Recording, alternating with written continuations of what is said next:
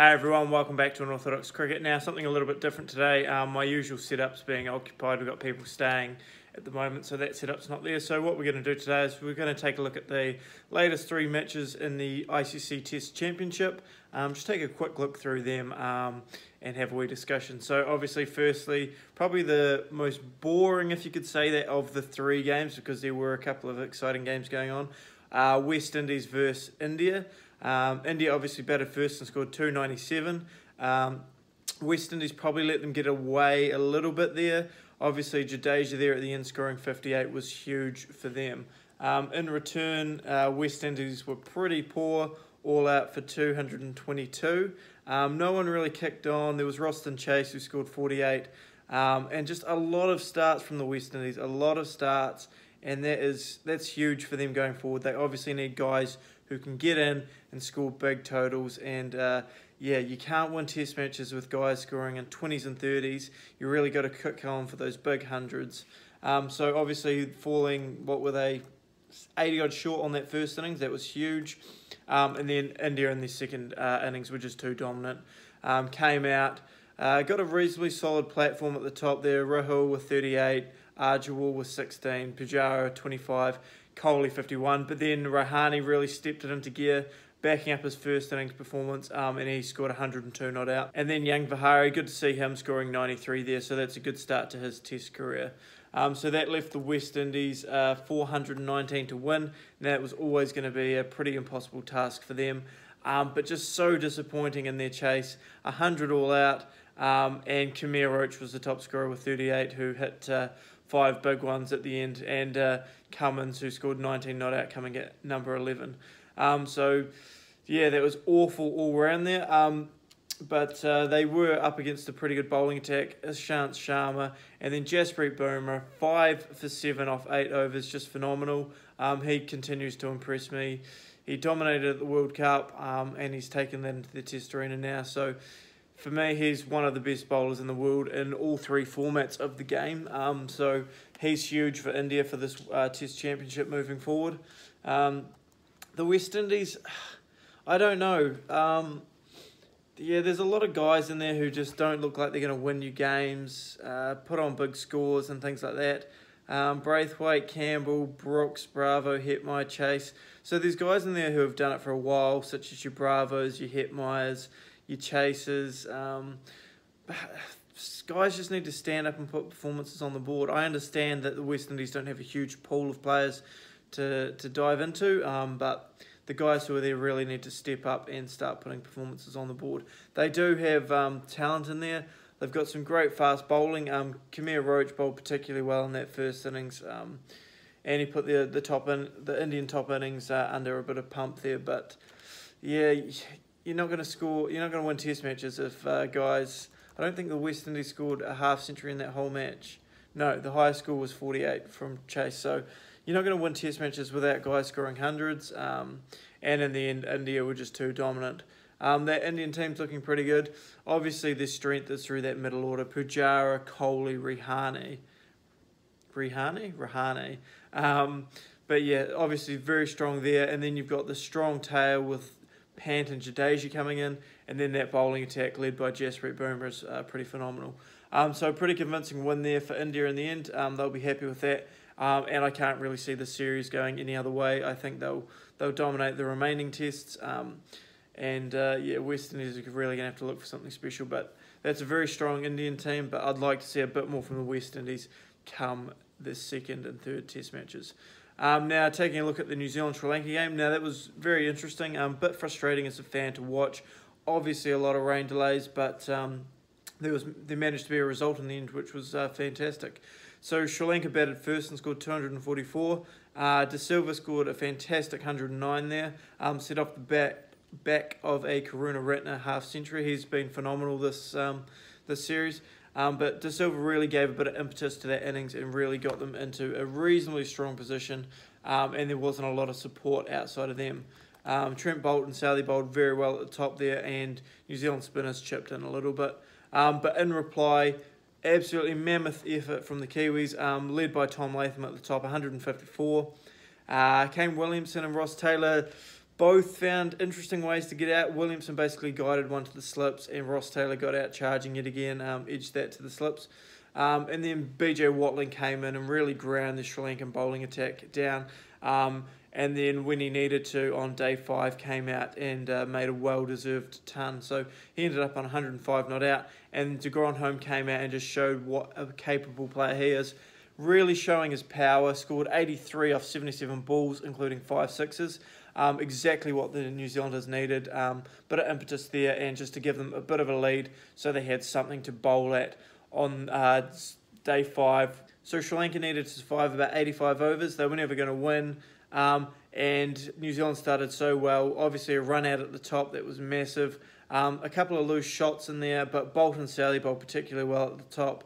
And then on a day 5 wicket, the spinners were always going to be difficult. So pretty convincing win for New Zealand in the end there. I think it was an innings and 65 runs. But to win a test match in pretty much 3 days after all the rain, pretty good effort.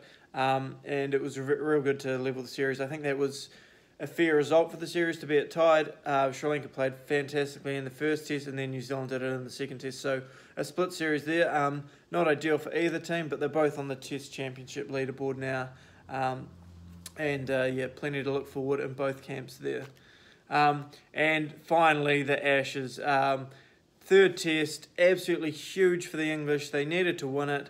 And wow, Ben Stokes. But I'll hold fire there. So obviously, Australia batted first and scored 179, led by Warner with 61, and Labuschagne, as I'm told it's pronounced, with another good 74. Outside of that, there wasn't a lot from the Australian batsmen, pretty poor around. And Jofra Archer, 6 for 45, just really continues to step up his development on the international scene and just show what a class player he is. Not a lot else from the English bowlers in those first innings. They were all so-so. And then the English in return, absolutely poor, 67 all out.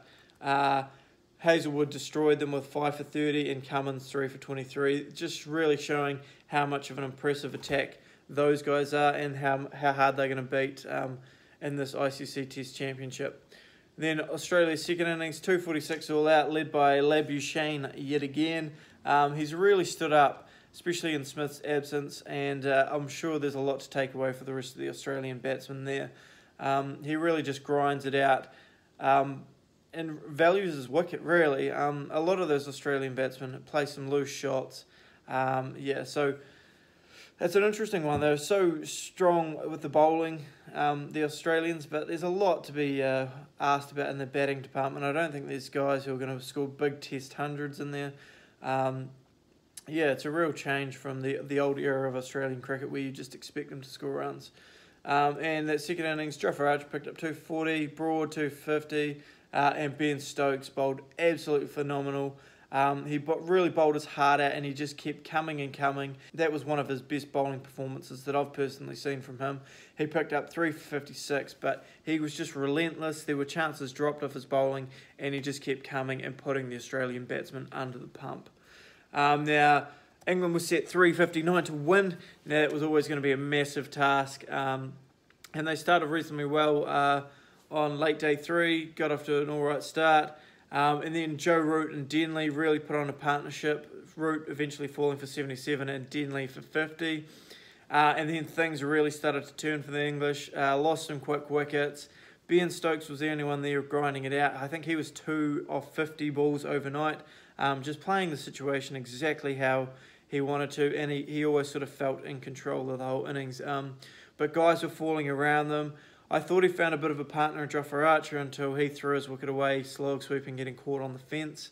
And then Stuart Broad fell very shortly after, and the English were a long way off and no one would have given them any sort of chance. So they were 9 for 286, requiring, another 14, another 76. So it was a massive task for the last wicket partnership. And then just some of the most phenomenal batting you'll ever see in Test cricket. Just the cleanest ball striking from Ben Stokes, but not only that, his whole mindset and just the way he thinks about cricket. He just manipulated the strike so well. Didn't leave too much for Leach to do. Leach defended very well when he needed to, but the fact is, in that partnership, Leach only had to face 17 balls, and that was just from how well Ben Stokes manipulated the field, played his shots, knew his areas, attacked when he needed to, took the singles when he needed to, ran hard and pushed those twos, and also a little bit of poor captaincy from Tim Payne.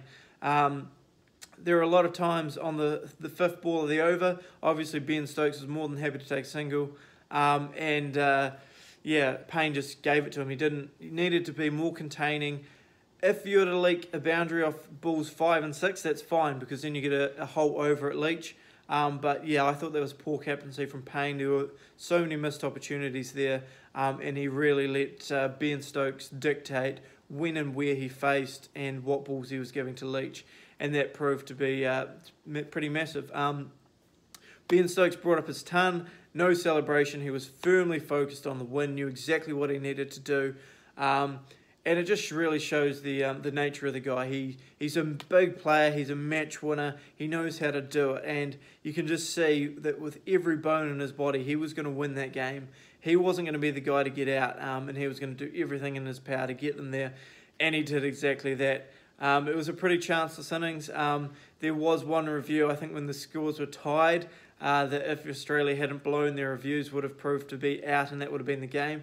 And also a run-out chance on Jack Leach, which Nathan Lyon fumbled the ball, and that also cost them the game. But what a game of cricket. For anyone who says Test cricket is boring or not the best version of the game, go and watch that game and then come back with some kind of argument. But for me, this just shows how valuable Test cricket is.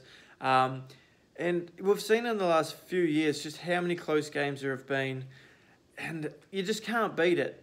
After 5 days of cricket, going down to the last wicket, it's phenomenal. There's no other sport on the planet like it, and yeah, it's just how cricket should be, and it's just so good to see these games still going down. The crowds are all there supporting, and Ben Stokes, he must be superhuman. The World Cup final, what he did there, and then to back it up with this, he's completely redeemed himself. He's come back, he's put performances on the board, and he's just such a good prospect for world cricket. He's a guy who can bring cricket to the world, get people interested in it. He's just a performer. It's phenomenal. Words can't describe just how good this performance was, both with ball in that second innings and then bat to close out the game. It was just absolutely huge. So, well done, Ben Stokes, and well done, England. It really sets up the Ashes for a good rest of the series. So pretty excited there. But yeah, Ben Stokes. How good would it be to be that good at cricket? That would be a feeling like no other. And Jack Leach, well done. Held his bat at the end. He's proved that he can hold a bat. But yeah, thanks again for watching, guys. Obviously, 3 massive games of cricket. Let me know what you guys thought in the comments of the games. Also, this new setup, obviously, it's only a one-off sort of occasion. It's a bit different for me, just sort of sitting and talking to the camera and looking at some stats along the way. Hopefully, it hasn't been too jarring or anything like that. Went out and filmed some batting and bowling today, so that'll be up in the near future as well. But yeah, thanks again for watching, guys. Really appreciate the support and feedback, and I'll see you guys again tomorrow.